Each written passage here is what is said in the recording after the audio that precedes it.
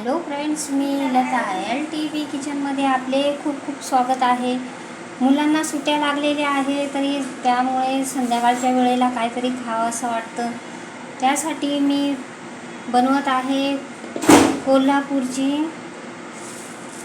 भडंग. तर त्यासाठी मी 400 ग्राम कुरमुरे घेतलेले आहे. याला चुरमुरेही बोलतात. तर बघू शकता आपण अशा प्रकारचे मी कुरमुरे घेतलेले आहे. स्वच्छ चाळून स्वच्छ केलेले आहेत. तर चला तर सुरुवात करूया.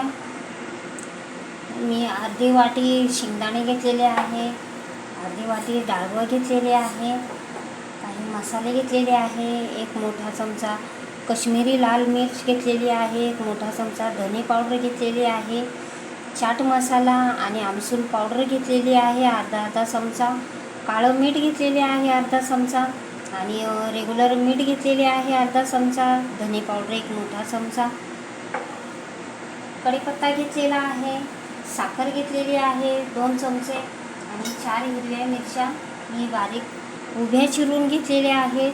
तर बघू शकता आपण. आता हे या भांड्यात मावणार नाही म्हणून मी परातीत ओतून घेते. गॅसवर कढाई ठेवूया. कढाई तापून घेऊया. कढाई तापलेली आहे. यामध्ये एक मोठा चमचा तेल घालून घेऊया. बघू शकता आपण अशा प्रकारे तेल घातलेले आहे. तेलही चांगले तापून देऊया.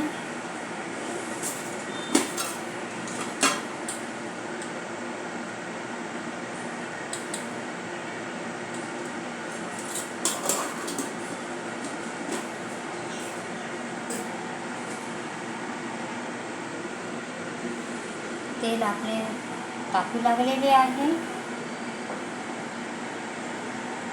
आता यात घालणार आहोत शेंगदाणे.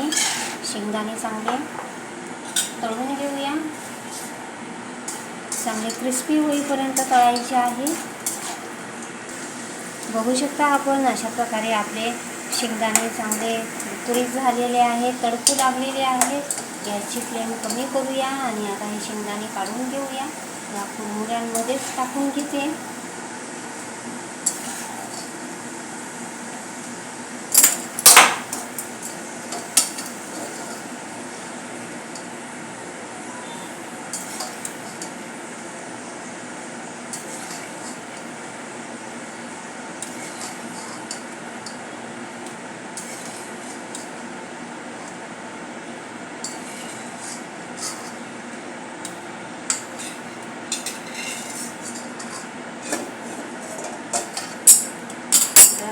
यामध्ये घालूया डाळवं. डाळवंही चांगलं ते रोस्टच असतात, पण आपण थोडेसे तेलामध्ये भाजून घेतले म्हणजे आणखीन कुरकुरीत होतात. तर बघू शकता आपण अशा प्रकारे मी तळून घेतलेले आहे. डाळवं काढून घेऊया.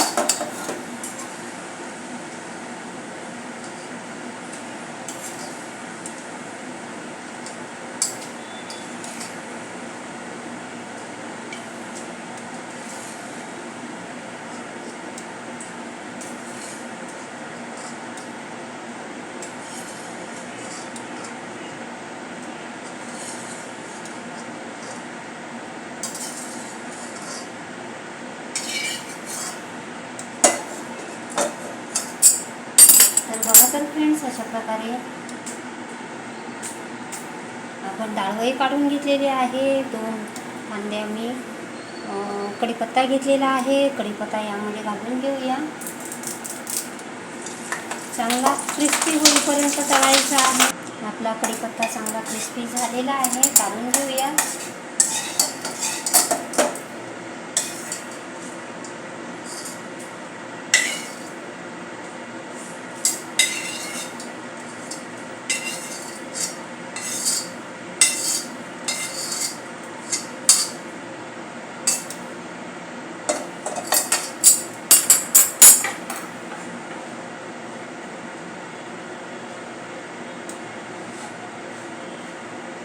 आता यात घालूया 1 चमचा जिरे, जिरे चांगले तडकून घेऊया.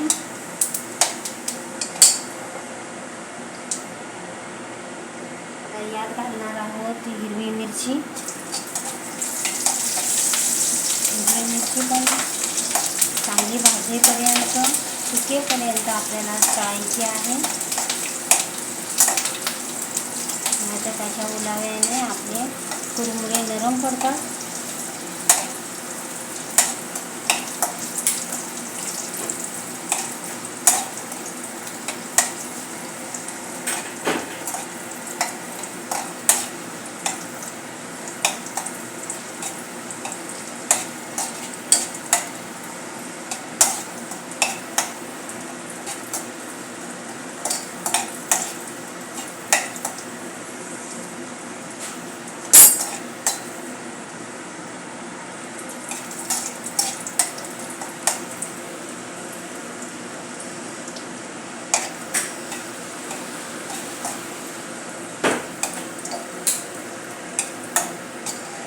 मिरची पण छानशी क्रिस्पी झालेली आहे. बघू शकता आपण अशा प्रकारे. आता यात घालणार आहोत हे मसाले. लाल मिर्च पावडर, धने पावडर, आमसूल पावडर, चाट मसाला, काळं मीठ आणि आपलं नॉर्मल मीठ. हे सर्व मसाले घालून घेऊया.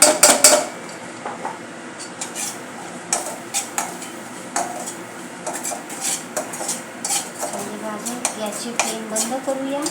आता यामध्ये घालणार आहोत 2 चमचे साखर. पिठी साखर आहे. मिक्स करूया.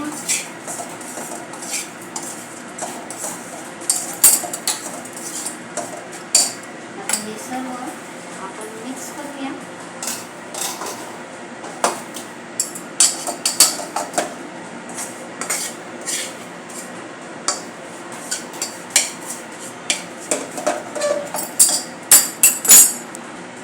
तर बघा तर फ्रेंड्स, आता हा मसाला यामध्ये ओतून घेऊया.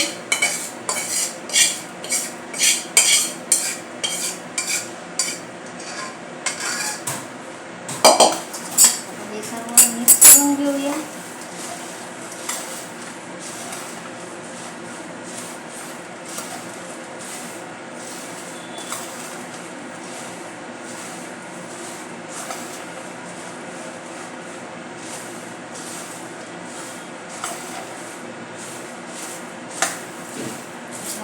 सर्व मसाला यामध्ये मिक्स करून घेते.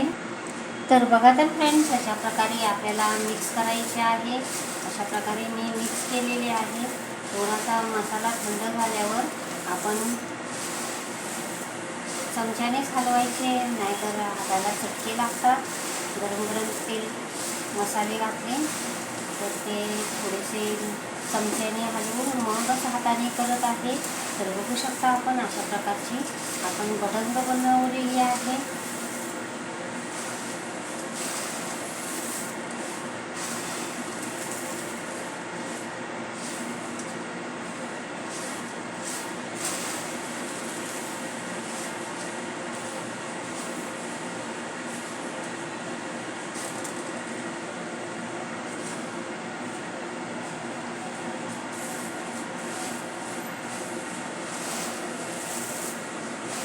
आता ही चांगली थंड करून आपल्याला एअर टाईट कंटेनरमध्ये बनवून ठेवली, म्हणजे मुले जेव्हा पाहिजे तेव्हा घेऊन खातात. तर बघू शकता आपण अशा प्रकारची मी भडंग बनवलेली आहे. बघू शकता आपण खूप छानशी झालेली आहे आणि सुंदरही दिसत आहे आणि चविष्टही लागते आणि जास्त ऑइल नाही. अशा प्रकारमध्ये मी भडंग बनवलेली आहे. जवळून दाखवते. तुम्हाला माझी रेसिपी आवडली असेल तर माझ्या चॅनलचे नाव आहे LTB किचन. तर प्लीज माझ्या चॅनलला लाईक करा, शेअर करा, सबस्क्राईब करा आणि छानशी कमेंट लिहा. तुम्हाला भडंग रेसिपी कशी वाटली याबद्दल काही कमेंट लिहा. तर थँक्यू.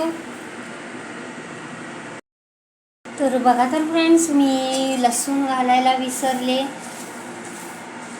तर त्याबद्दल माफी मागते. तर मी आता त्यामध्ये 1 मोठा चमचा तेल घालत आहे. तेल चांगले तापून देऊया. मी लसूण खलबत्त्यामध्ये कुटून घेतलेला आहे, बघू शकता आपण असा. आणि आता यामध्ये घालून घेऊया.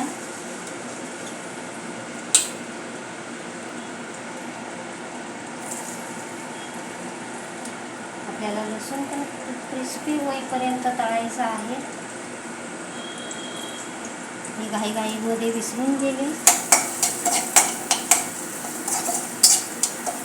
अशा प्रकारे आपण आता याला क्रिस्पी करून घेऊया.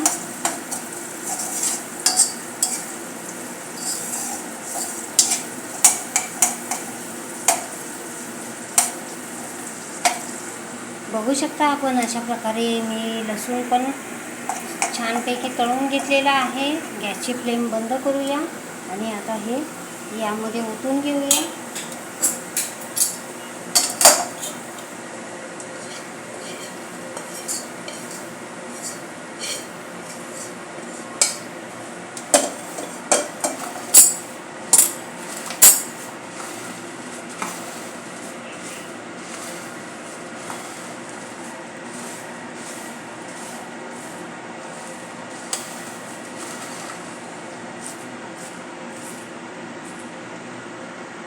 तर बघू शकता आपण अशा प्रकारे